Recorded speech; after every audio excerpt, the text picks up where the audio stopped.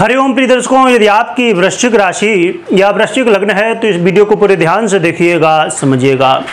इस वीडियो में हम समझने वाले हैं कि आपके जीवन में ये जो उथल पुथल मचने वाली है ये क्या है, इसके पीछे क्या कारण है और इसका क्या बचाव है, क्योंकि हम समस्याओं के साथ बचाव भी समझेंगे कि कैसे आप इनसे बच सकते हैं। प्रिय दर्शकों, आप महसूस कर रहे होंगे क्योंकि ये वीडियो आपको बहुत पहले मिल जाना चाहिए था, ये वीडियो लेट प्राप्त हो रही है और कुछ दर्शकों के कमेंट और फ़ोन कॉल के माध्यम से कह रहे थे कि नहीं आप इस विषय में वीडियो बनाइए, जो कि समय के अभाव से मैं नहीं बना पा रहा था। तो प्रिय दर्शकों, आपके जीवन में इस समय जो राहु बहुत कुछ बदलाव करने वाले हैं, क्योंकि राहु अपनी स्थिति में परिवर्तन कर चुके हैं। राहु 3 मई को ही चरण परिवर्तन कर चुके हैं। राहु अभी तक मीन राशि में ही गोचर करें, क्योंकि 30 अक्टूबर 2023 को राहु ने अपना राशि परिवर्तन किया था। ये देवगुरु बृहस्पति की राशि मीन राशि पर गोचर करना प्रारंभ कर चुके थे, परंतु इस समय बुध के नक्षत्र रेवती में गोचर कर रहे हैं और रेवती नक्षत्र में गोचर करते हुए रेवती नक्षत्र के प्रथम चरण में इस समय 3 मई से लेके मई, जून और 8 जुलाई तक यहाँ पर गोचर करेंगे। तो ये प्रथम चरण में गोचर करते हुए मैं एक बात बता दूं कि अब जैसे राहु और केतु ये ऐसे ग्रह हैं जो कि हमेशा उल्टी चाल चलते हैं। बाकी ग्रह अब जैसे प्रथम चरण, द्वितीय, तृतीय और चतुर्थ चरण में जाते फिर अगले नक्षत्र में, परंतु राहु और केतु चतुर्थ, तृतीय और फिर द्वितीय और फिर प्रथम चरण में गोचर करते हैं। इसलिए आपको ये बात को समझना होगा। और साथ में मैं बता दूं कि केतु ने भी अपना चरण परिवर्तन 3 मई को किए हैं, तो उसकी वीडियो यदि आप लोगों को कमेंट आएंगे तो हम अलग से फिर बात करेंगे, समझेंगे कि केतु क्या प्रभाव देने वाले हैं। आज हम समझेंगे राहु को, क्योंकि राहु की स्थिति जो है बहुत महत्वपूर्ण है। एक तो बुध के नक्षत्र में गोचर करना और दूसरी बात राहु मीन राशि यानी कि देवगुरु बृहस्पति की राशि में गोचर करना और साथ में देवगुरु बृहस्पति के धनु नवमांश में भी गोचर कर रहे हैं। धनु में ये देवगुरु बृहस्पति की ही राशि कहलाती है, धनु और मीन दोनों। तो ये जो स्थिति है बड़ी विचित्र स्थिति बनी है, क्योंकि जहाँ एक तरफ बुध और राहु मित्र हैं, वहीं दूसरी तरफ देखा जाए तो बृहस्पति और बुध शत्रु हैं। तो यहाँ पर अब वैसे देखा जाए तो आपको लाभ कैसे मिलेगा, क्या लाभ मिलेगा, क्या समस्याएं होंगी, ये बहुत महत्वपूर्ण हो जाती हैं। क्योंकि जो ये राहु बुध ग्रह है ये आपके लिए अच्छा माना जाता है, इसलिए आपको क्या रिजल्ट देगा आइए समझते हैं।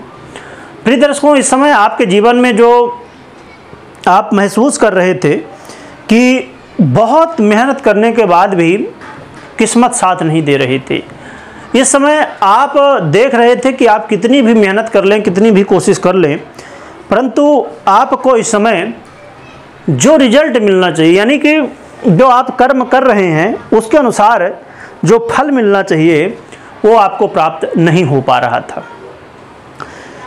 तो ये समय होगा जो कि राहु जब से गोचर करना प्रारंभ कर चुके हैं तब से घटनाएं आपके साथ घट रही होंगी। और ये घटनाएं यदि घट रही हैं जो मैं बता रहा हूं अभी, तो बताइएगा आप कमेंट करके।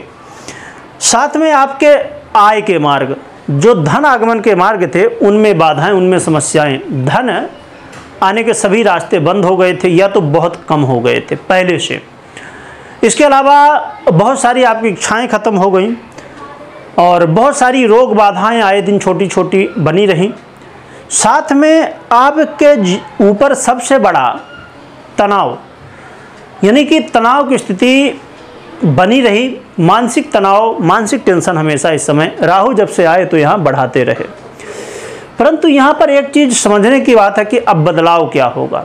राहु अब जैसे ही यहाँ पर गोचर कर रहे हैं, आप महसूस भी कर रहे होंगे थोड़ा, यदि आप बहुत डीप से समझेंगे तब, कि इस समय आपके जीवन में जो स्थितियाँ हैं अब आपके पक्ष में आ रही हैं। खासकर धन की स्थिति, जो धन आगमन के रास्ते बंद हो गए थे या कम हो गए थे, अब उसमें बदलाव होगा, धन आगमन होगा, धन आगमन के मार्ग खुलने वाले हैं।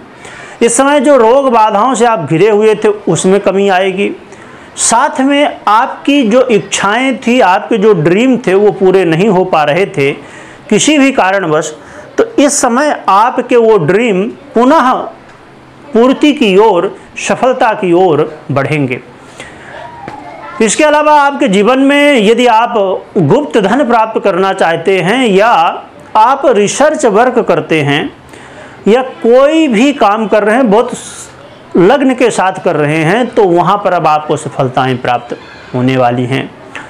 परंतु मैं एक बात बता दूं कि जो गुप्त धन की मैंने बात की या ज़मीन से जुड़ा हुआ धन की मैंने बात की, तो उसके लिए अन्य ग्रह स्थितियाँ, अन्य भावों की स्थितियों को भी देखना जरूरी होता है। तो इसीलिए कोई भी जितने भी निर्णय हैं, जो भी मैंने बातें बताई, लाभ या हानि, ये बहुत महत्वपूर्ण स्थिति बनती है आपकी जन्म कुंडली के अनुसार, क्योंकि जो आप मुझसे अभी सुन रही हैं गोचर के आधार पे है, और ज़रूरी नहीं कि जो गोचर की स्थिति है वही सेम टू सेम आपकी जन्म कुंडली की हो। इसलिए क्योंकि आपकी दशाएं कौन सी चल रही हैं, अब जैसे हमने बात की राहु की, हमने बात की देवगुरु बृहस्पति की, हमने बात की बुध की, इनकी कैसी स्थिति है, ये सब देखना, दशाओं को देखना।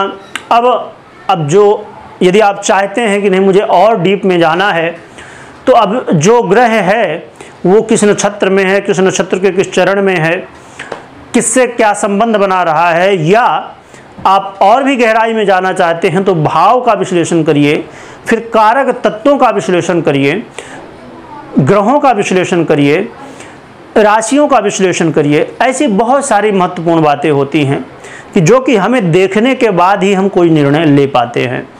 तो इसलिए आप कोई भी निर्णय लेने से पहले अपनी जन्म कुंडली को जरूर विश्लेषण करवाइए, देखिए, चेक करिए, या तो चेक करवाइए कि क्या आपकी स्थितियां हैं, उसके बाद ही निर्णय लीजिए। आइए आगे बढ़ते हैं और जानते हैं। हमने समस्याएं तो समझ ली, लाभ हमने समझ लिया, परंतु उपाय भी हम समझते हैं। वैसे तो आप उपाय कर रहे होंगे, क्योंकि जब राहु का परिवर्तन हुआ था आपने देखा होगा। तो आप अभी यदि नहीं कर रहे हैं तो आप नित्य प्रति भगवान शिव की आराधना करिए। भगवान शिव की आराधना में भगवान शिव का अभिषेक करिए। और यदि आपके घर में काली जो शिवलिंग होती है वो हो, या फिर ना ही यदि नहीं हो, या कोई भी स्थिति और भी बने, यानी कि अब जैसे आपके घर में नहीं है तो मंदिर कोई आसपास हो, ऐसी स्थितियां यदि बनती हैं तो आप या तो घर में हैं तो घर में करिए, या तो मंदिर है तो मंदिर में करिए। नहीं है काली शिवलिंग तो जो भी शिवलिंग हो उनका अभिषेक करिए कुश से, कुश का जो अर्क होता है, कुश अर्क से।